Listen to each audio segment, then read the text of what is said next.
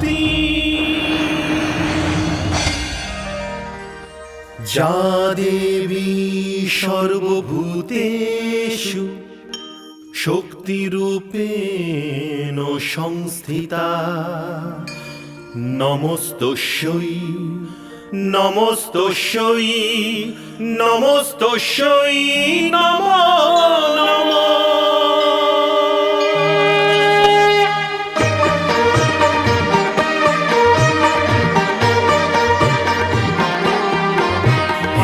মা তুমি ভবতারিণী রে দুঃখ যজ্ঞ বিনাশিনী হে মা তুমি ভবতারিণী হে দুঃখ যজ্ঞ বিনাশিনী হে সর্বমন্ত্রময়ী মা তুমি সর্বদানব ঘাতিনী হে সর্বমন্ত্রময়ী মা সর্বদানব ঘাতিনী হে তারিণী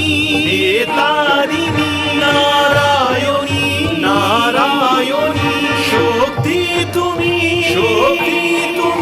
শূলধারিণী শূলধারিণী।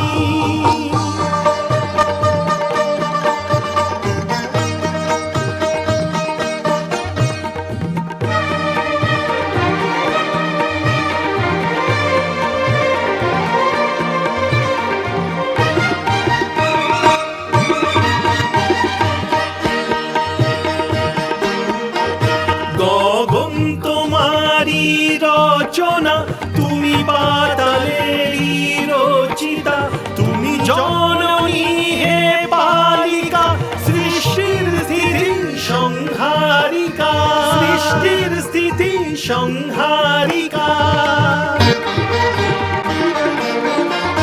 ঘন শ্যাম রঘুপতিতে বিলীন তোমারি কল্পনা শূন্য তুমি পূর্ণমা হে জগধাত্রী কালিকা কাটায়নী সুরবর্ষিণী তুমি মহিষাসুর মর্দিনী হে তারিণী নারায়ণী নারায়ণী শক্তি তুমি শূলধারিণী শূলধারিণী।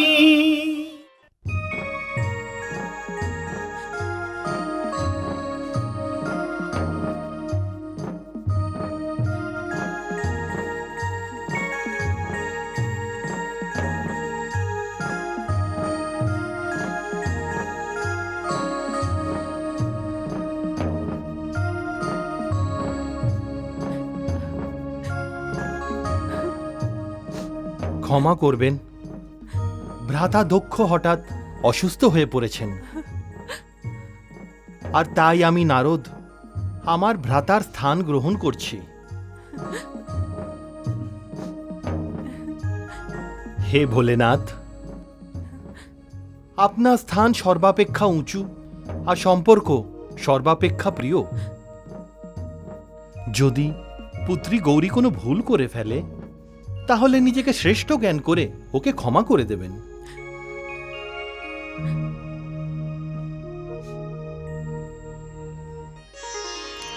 নিজের পিতাকে ক্ষমা করে দিস মা, কারণ উনি জানেন না যে কন্যার অশ্রুতে কত শক্তি থাকে।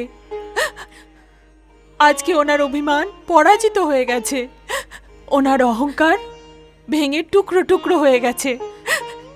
ঘৃণা করা ছাড়া ওনার কাছে আর কি বা বাকি আছে? আমার হৃদয়ের মণি, যা সংসার কর, শ্বশুর বাড়ি গিয়ে নিজের বাপের বাড়িকে ভুলে যাস না, নিজের মাকে ভুলে যাস না।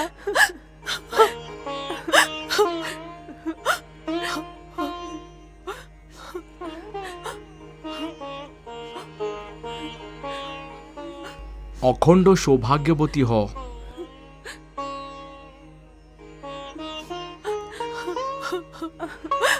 গৌরী, গৌরী, চলো মা। যাও গৌরী। আসুন ভোলেনাথ। তাতশ্রী, সত্যি আপনি এক পিতার ধর্ম পালন করেছেন। আমি আপনার কাছে ঋণী হয়ে রইলাম। পুত্রী, তুই মায়ের ঘর থেকে আনন্দ আর খুশির সৌরভ নিয়ে যা, ঋণের বোঝ না।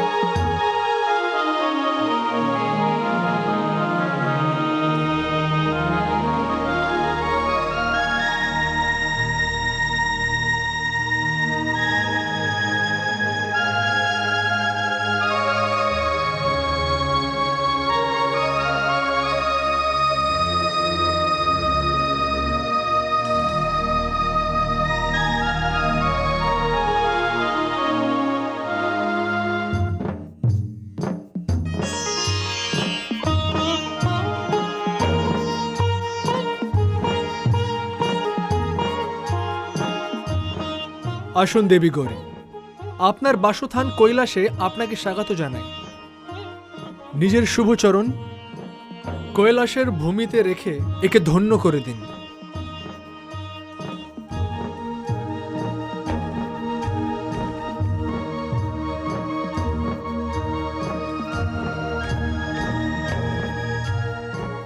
আমি আপনাদের কৃতজ্ঞ।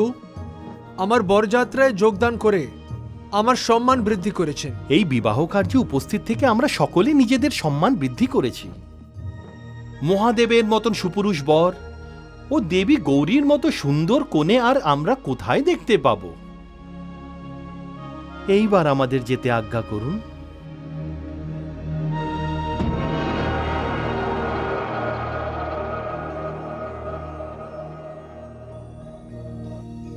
বলুন দেবী, কেমন লাগলো আপনাকে নতুন নিবাসস্থান? স্বামী, আপনি আমাকে নিজের হৃদয় স্থান দিয়েছেন। আপনার হৃদয় অপেক্ষা সুন্দর স্থান আর কি হতে পারে? না দেবী, আমার বলার সেই মাইনে ছিল না।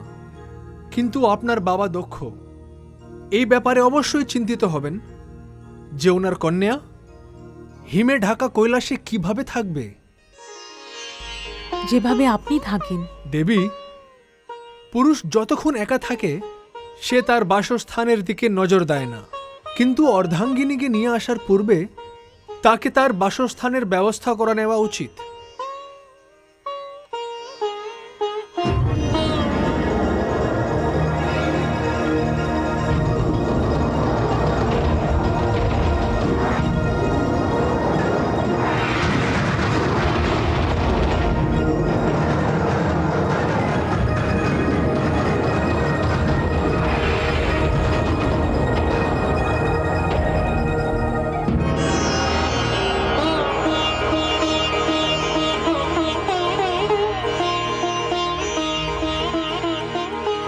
বলুন দেবী, কেমন লাগলো আপনাকে আপনার নতুন নিবাসস্থান?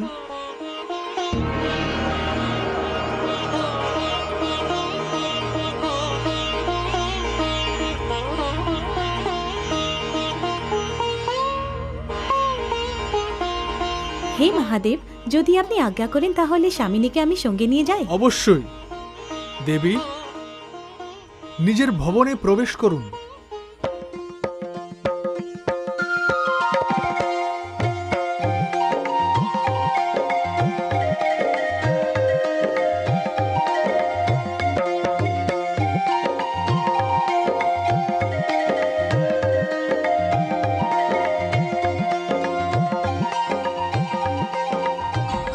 শুধুমাত্র আপনার সম্মান রক্ষার জন্য আমি কন্যা গৌরীর বিবাহ শিবের সাথে দিয়েছি।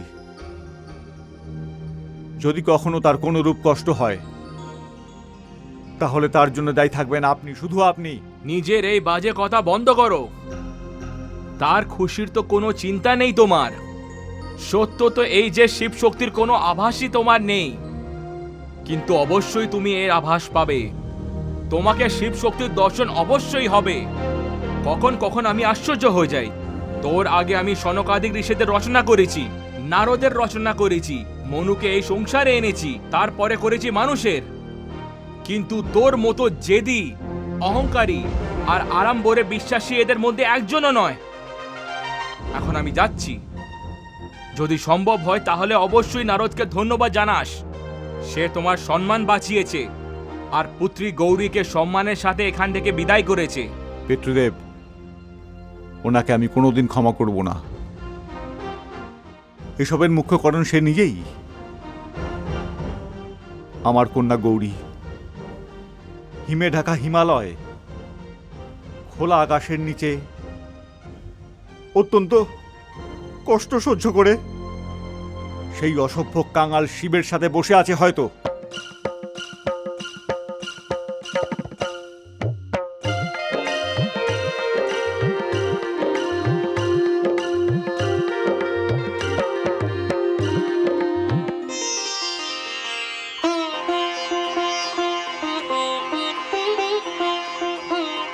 মহাদেবী সতী, এটি ত্রৈলোক্যনাথ ভগবান শিবের শক্তি কক্ষ।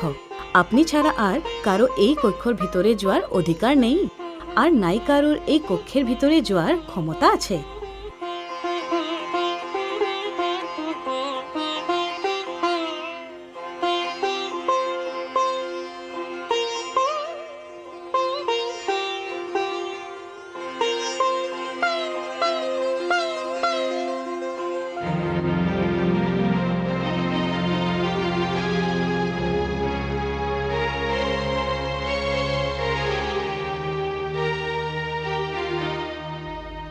দেবী, সমস্ত অতিথিরা সম্মানের সাথে বিদায় নিয়েছেন।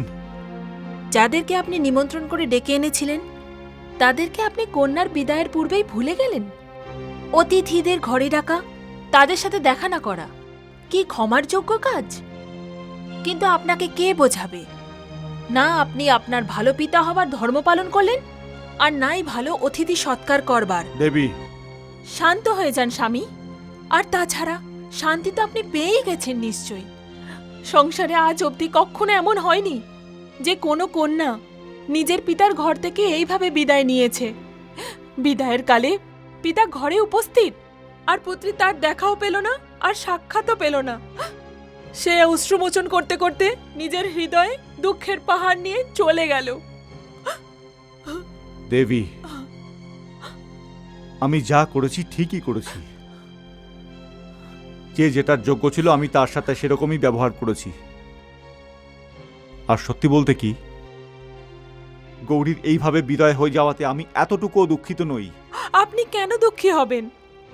আপনি যে আদি প্রজাপতি ব্রহ্মদেবের পুত্র, শ্রেষ্ঠ প্রজাপতি, মহান পণ্ডিত, বিশাল বিদ্বান।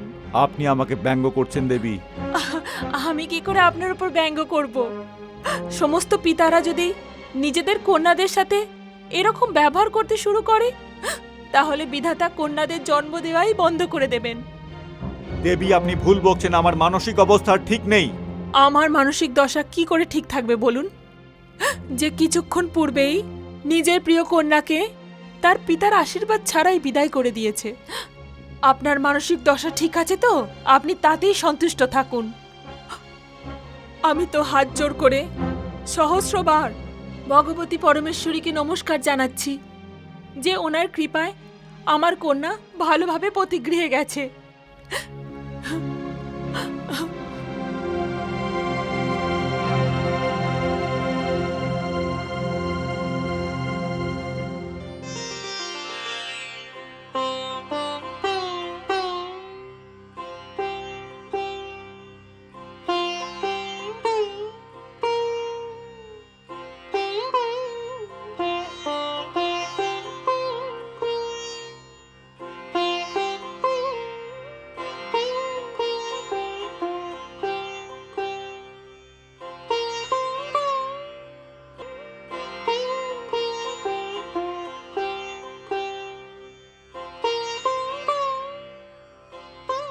মহাদেবী সতী,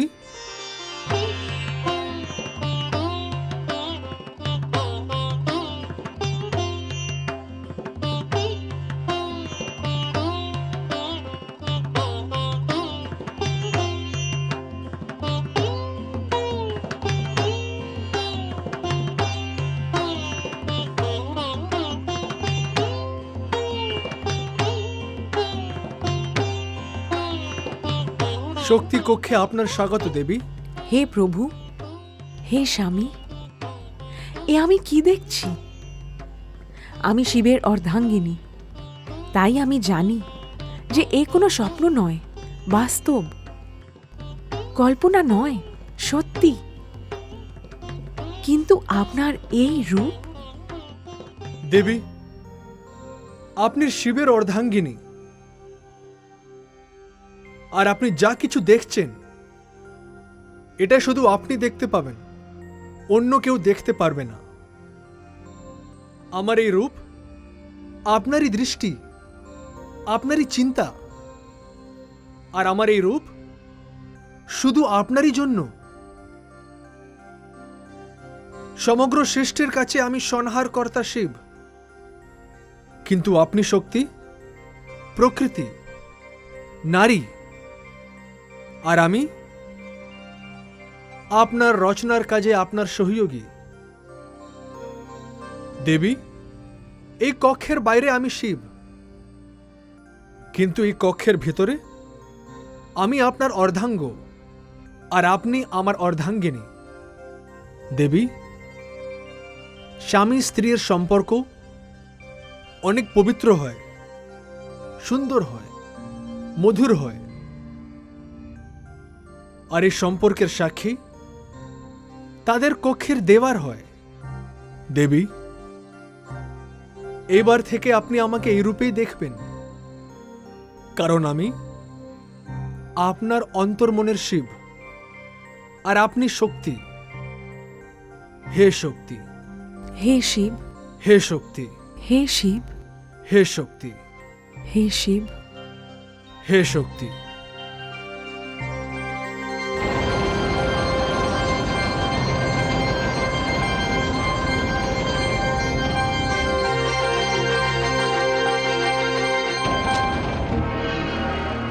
নারায়ণ নারায়ণ।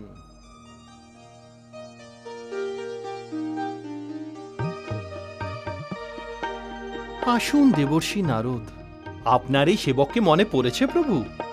ভ্রাতা দক্ষর ওখানে আমার কোনো ত্রুটি হয়ে যায়নি তো? এই কারণেই তো আমি আপনাকে ডেকেছি দেবর্ষি। আপনার মতন মহান বৈরাগী যে এতটা ব্যবহারপটু ও আবেগপ্রবণ হবেন এ তো আমারও জানা ছিল না। আপনি কি জানেন না ত্রিলোকীনাথ? কিন্তু আমার কি করার ছিল? ভ্রাতা দক্ষ কন্যা গৌরীর প্রতি অন্যায় করতে চলেছিলেন। আমি বৈরাগী হলে কি হয়েছে? নিজের কন্যার ওপর আমি অন্যায় কি করে সহ্য করতাম? আর সত্যি বলতে কি, প্রথমবার আমি জানলাম যে মানব মোহমায়ার বাঁধনে কিভাবে বেঁধে যায়। তাই তো আপনার নামের ভজন করতে থাকাই নারদ যখন নিজের কন্যা গৌরীকে বিদায় করতে গেল তখন তার চোখ সজল হয়ে উঠল। তা তো আমি দেখলাম দেবর্ষি। আপনি তো জানেনই যে আপনি ও প্রজাপতি দক্ষ দুজনেই ব্রহ্মদেবের সন্তান। আপনার স্বভাব ও সরলতার ওপর যতটা গর্ব করা যেতে পারে ততটাই অহংকার ও অভিমানের উপর দুঃখ করা যেতে পারে। তাই তো বলা হয়ে থাকে যে জলে অর্ধেক ভরা কলসি সবসময় উছলে উঠতে থাকে।